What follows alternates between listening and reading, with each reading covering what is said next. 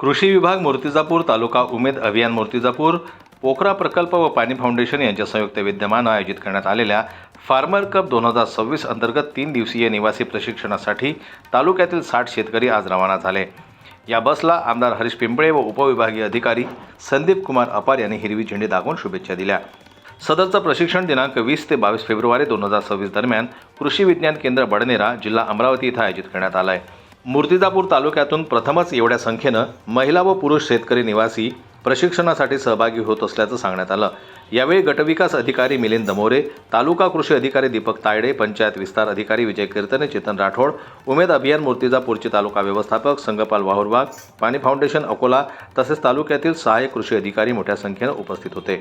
आमदार हरीश पिंपळे यांनी शेतकऱ्यांना प्रशिक्षणासाठी शुभेच्छा देताना आशावाद व्यक्त केला की या प्रशिक्षणातून शेतकऱ्यांना कमी खर्चात अधिक उत्पन्न कसं मिळवायचं, योग्य फवारणी तंत्र, पाण्याचं नियोजन तसंच उत्पादनाचे पॅकिंग व बाजारात अधिक दर कसा मिळवायचा याबाबत मार्गदर्शन मिळेल।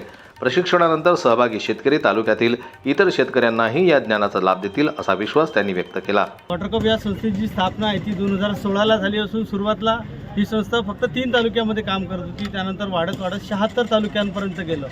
2022मध्ये याचं नाव सत्यमेव जयते फार्मर कप असं झालं असून चालू वर्षी आदरणीय मुख्यमंत्री महोदयांनी वॉटर कपचं जे काम आहे ते संपूर्ण महाराष्ट्रात व्हावं यासाठी घोषणा केली आणि सर्व जे शासकीय विभाग आहेत यांना पाणी फाउंडेशन संस्थेसोबत काम करण्याच्या सूचना मुख्यमंत्री महोदयांनी दिल्या। त्याच धर्तीवर सर्व कृषी विभागाचे जे अधिकारी आहेत त्यांचं 1 दिवसीय प्रशिक्षण आपण घेतलं। त्यानंतर आदरणीय SDM साहेबांच्या अध्यक्षतेखाली 200 शेतकऱ्यांचं प्रशिक्षण याच ठिकाणी झालेलं आहे। या उपक्रमामुळे मूर्तिजापूर तालुक्यात आधुनिक शेती तंत्रज्ञानाचा प्रसार होऊन शेतकऱ्यांच्या उत्पन्न वाढीस चालना मिळेल अशी अपेक्षा व्यक्त होत आहे। जनमत लाईव्ह न्यूज करता अकोल्याहून संजय उमक यांची रिपोर्ट।